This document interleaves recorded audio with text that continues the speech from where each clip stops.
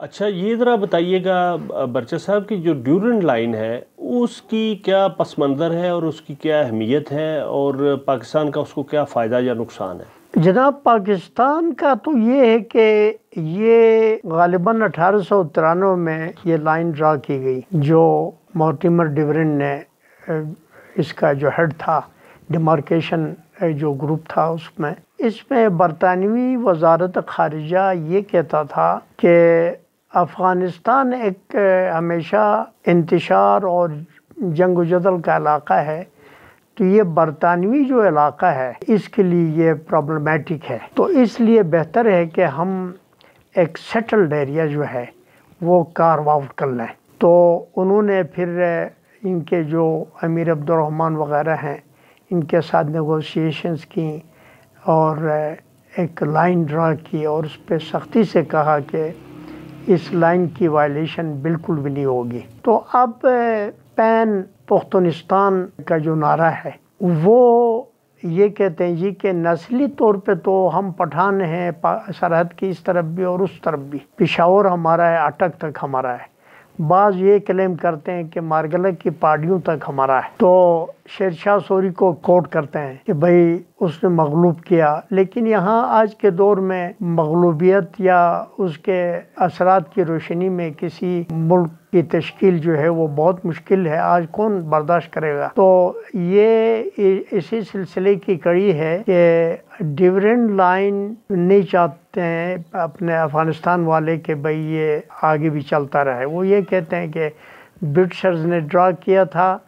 Britishers چلے گئے تو یہ ویلڈ نہیں ہے، تو ہم 1893 سے پہلے جس طرح ہم پشاور میں آ کے بیٹھتے تھے، ہم افغانستان سمجھتے تھے اس کو، تو اسی طرح آج بھی افغانستان ہے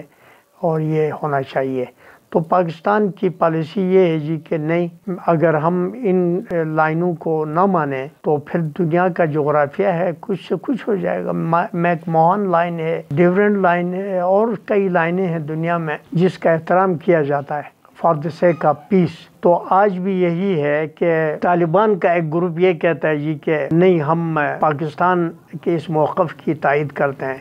لیکن ان کا ایک اور زیادہ گروپ جو زیادہ تعداد میں ہے وہ یہ کہتے ہیں نہیں، ہم نہیں مانتے، بس ہمارا جو ہے افغانستان ہے اور ہماری برادری جو ہے وہ تقسیم ہو گئی ہے، یہاں پہ چاچا پاکستان میں بیٹھا ہوا ہے، اس کا بھتیجا افغانستان کے اندر ہے،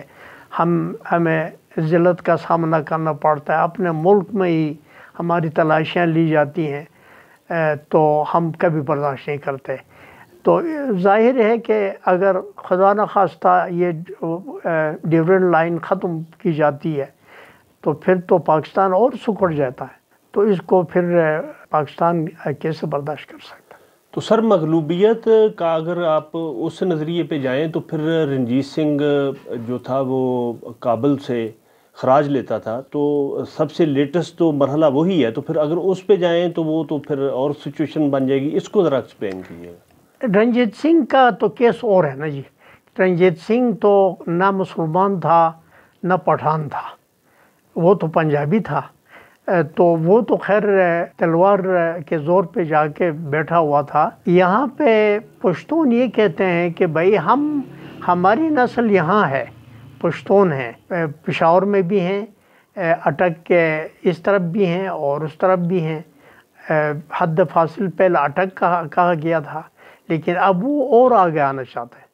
مسئلہ یہ ہے مارگلہ کی پہاڑیوں تک، جہاں پہ کیپٹن نکلسن اور ان میں جنگ چھڑی تھی اپنے سکھوں میں، تو اس طرح تو پھر ممالک کے حصے بکھرے ہوں گے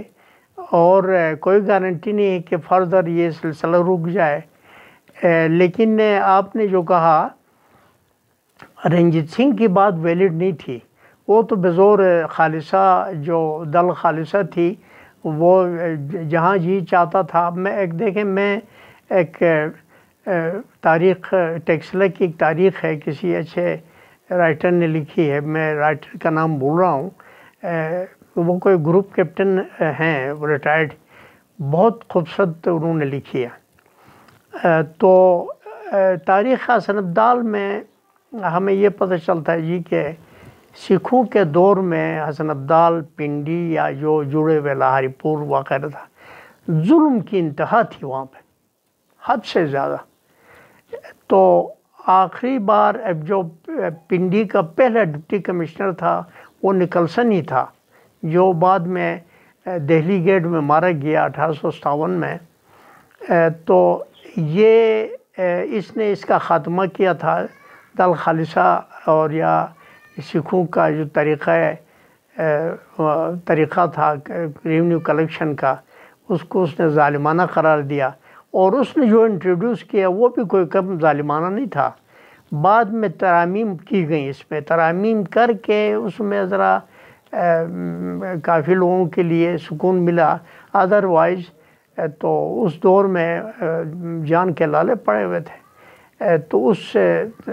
تاریخ حسن ابدال اگر کہیں ملے تو آپ پڑھ لیں، اس میں طریقہ ہمیں پتہ چلتا ہے۔ تو یہ جابرانہ قبضہ اور ظلم و ستم جہاں ہوگا تو وہاں زیادہ دیر تک کسی کی حکومت نہیں چل سکتی۔